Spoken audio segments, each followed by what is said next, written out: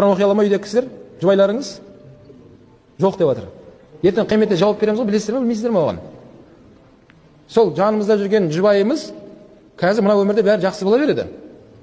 Бірақ ана өмірге барған кезде әңгіме басқаша болады. Айтады екен, сіз ана өмірде жақсы жұбай болдыңыз, біздің қамқоршымыз болдыңыз, балалардың әкесі болдыңыз, бәрі жақсы болды бізде. Бірақ бізге білім үйретпегенсіз ғой сіз. Тіпті кітапта келеді, сол күйеуі жәннатқа кетіп бара жатқан болса, бала шағасы жабылып дейді, жағасы жармасып алып қалады, соны бері қарай дейді. Қайда кетіп барасыз деп? Бізді тастап болмайды ондай. Сіз ана өмірде білген екенсіз ғой осындай өмірдің бар екенін, қияметтің болатындығына дайындалған екенсің.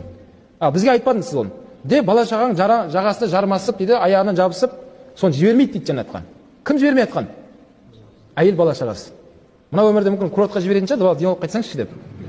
Бірақ ана жақта жібермейді екен. Не үшін жібермей жатыр? Өйткені ол адам әйел бала шағасына үйретпегендіктен.